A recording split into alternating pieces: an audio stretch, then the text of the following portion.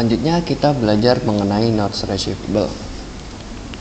Mungkin beberapa dari kalian tidak asing dengan notes receivable tersebut, karena pada bab sebelumnya, yaitu pada bab perusahaan jasa, ini seringkali menjadi metode pembayaran. Nah, apa sih notes receivable itu? Notes receivable atau piutang wesel yaitu perjanjian tertulis yang berisi janji dari pihak yang berutang atau debitur untuk membayar sejumlah uang kepada pihak yang memberi utang atau kreditur pada waktu tertentu. Nah, ini merupakan contoh dari note receivable. Nah, pada note receivable sendiri ada beberapa unsur atau info yang harus ada pada note receivable tersebut. Ya, ini ada yang pertama yaitu pembuat note receivable.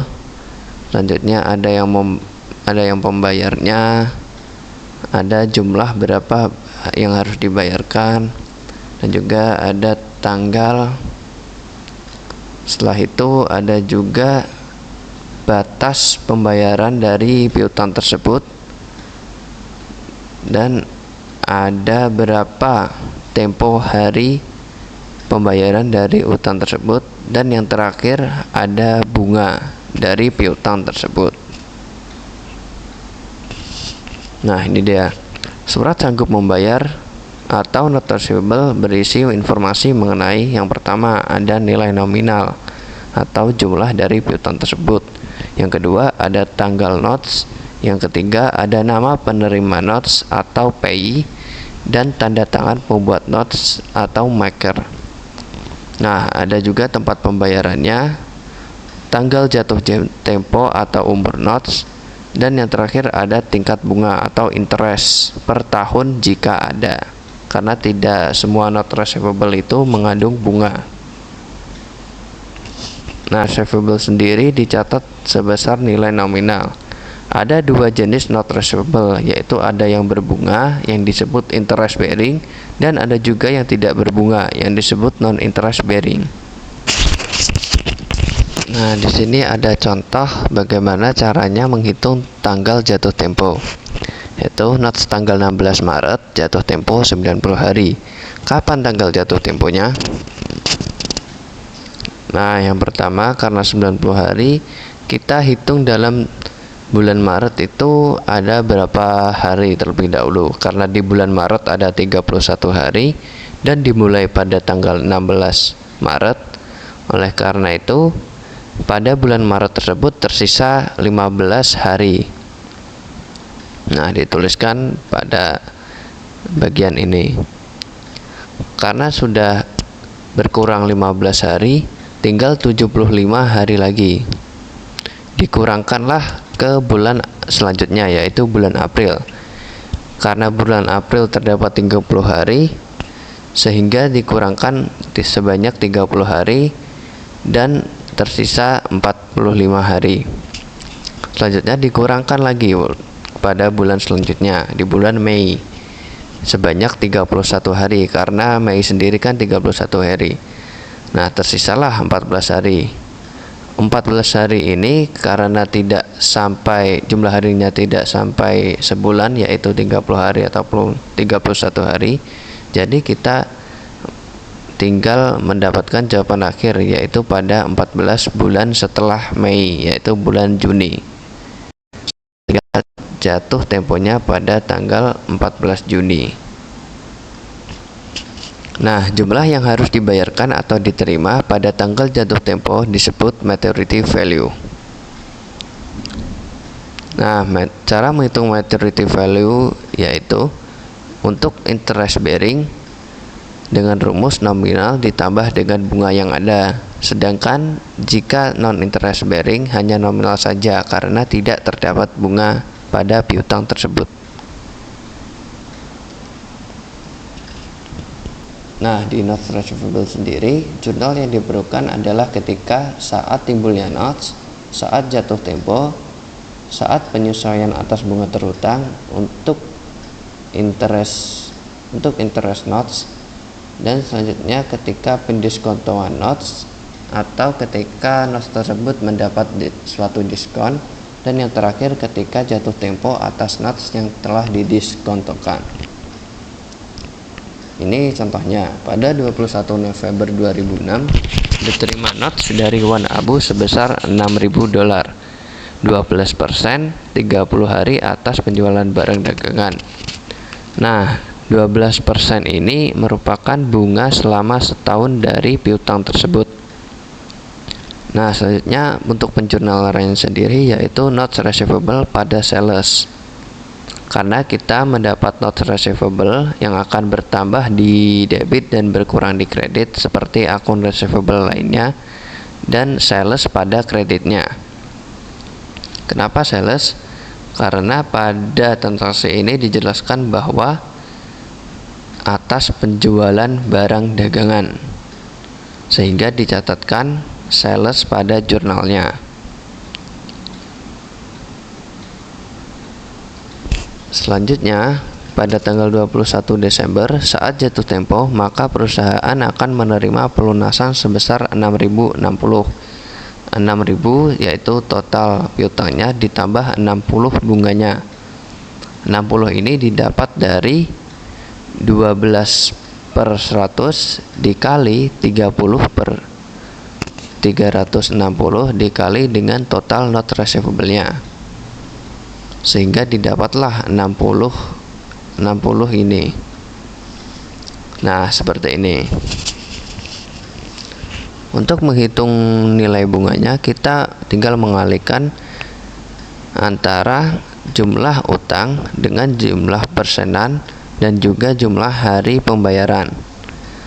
Karena jumlah persennya 12% untuk 1 tahun, sedangkan pembayarannya selama 30 hari, kita harus menghitung juga harinya, yaitu sebesar 30 per 360, karena dalam setahun didapatlah hasil $60.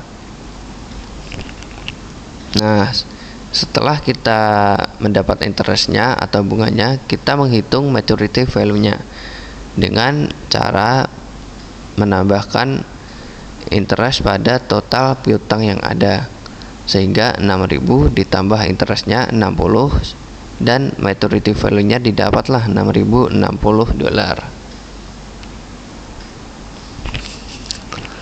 Selanjutnya, apabila pada tanggal jatuh tempo debitur tidak bisa melunasi, maka vessel tersebut dinamakan dishonored note receivable atau note receivable yang tidak dapat tertagihkan.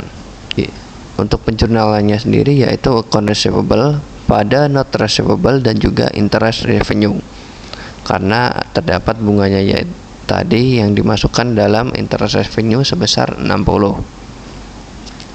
Nah, untuk contoh selanjutnya yaitu diterima vessel tanggal 1 Desember 2006 atas pelunasan piutang dari Tuan X sebesar 4.000 dengan tenggat 90 hari dan bunga 12% per tahun.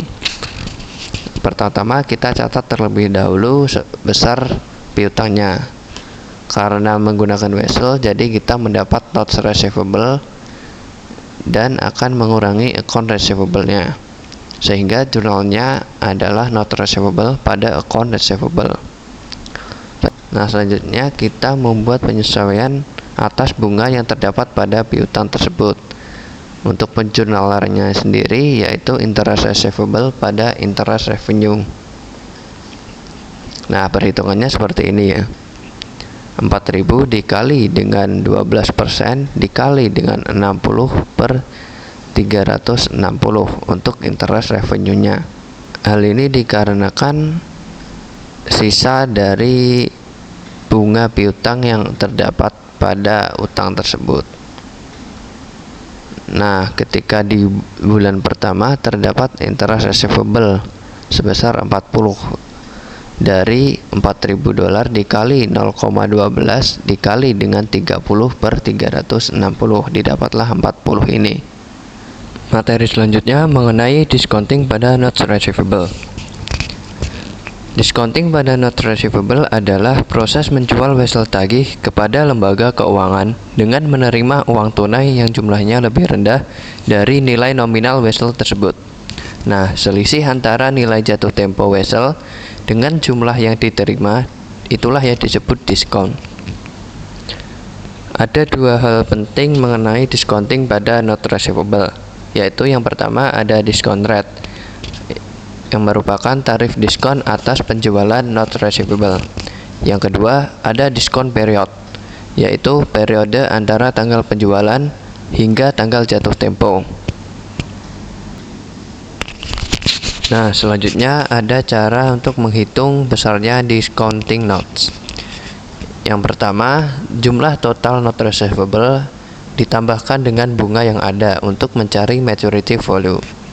Nah, cara menghitung bunga yang ada seperti cara yang sebelumnya kita jelaskan, yaitu dengan cara mengkalikan jumlah persen yang ada dengan total note receivable, sehingga didapatlah bunga untuk besaran note receivable tersebut. Setelah mencari maturity value, kita menghitung terlebih dahulu discounting note yang ada dengan cara persenan diskon dikali dengan maturity value dikali dengan periode diskon tersebut. Misal periode yang ditanyakan 3 bulan, sedangkan bunganya 15% untuk setahun. Nah, misal maturity value-nya sebesar 1000. Jadi untuk menghitung diskonnya kita tinggal mengalihkan 15% dikali dengan 1000 dikali dengan 3/12, dikarenakan yang ditanyakan 3 bulan dan bunganya dan diskonnya untuk 1 tahun sebanyak 12 bulan. Setelah mendapatkan diskon, kita tinggal mengurangkan antara maturity value dengan diskon yang ada. Nah, selanjutnya ini ada contoh soal mengenai penghitungan diskon note receivable. The original note is a 3-month 1,000 note at 14% interest. What is the journal entry if the note was discount after 1 month at 16%?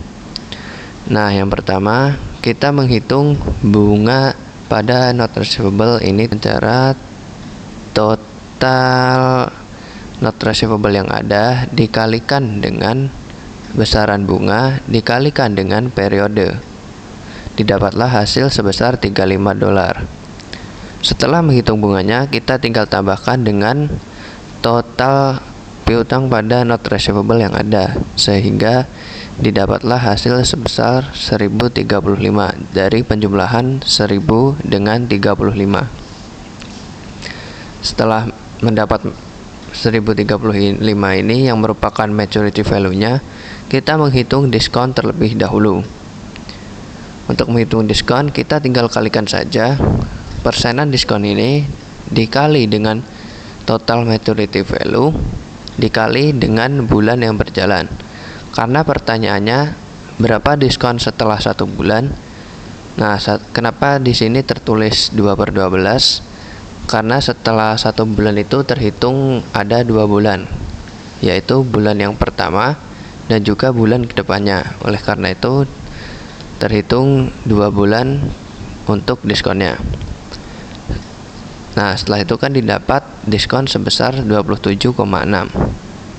Diskon ini kita kurang. Nah, diskon ini untuk mengurangi maturity value sehingga didapat hasil akhir 1007,4 yang merupakan note receivable yang harus dibayar oleh pengirim note receivable tersebut. Nah, untuk jurnalnya seperti ini. Ketika kita menerima pelunasan dari pihak yang mempunyai piutang, kita menerima cash sebesar 1007,4. Dari tadi pengurangan maturity value dengan diskon yang ada. Setelah itu pada kreditnya kita catat interest revenue dan juga note receivable. Untuk interest revenue-nya sebesar 7,4 didapat dari pengurangan bunga dengan diskon yang ada, sehingga didapat interest revenue. Untuk note receivable-nya sendiri, kita tinggal memasukkan face amount net receivable yang ada, yaitu sebesar $1000. Nah, gimana sih kalau ketika saat jatuh tempo piutang tersebut tidak tertagih?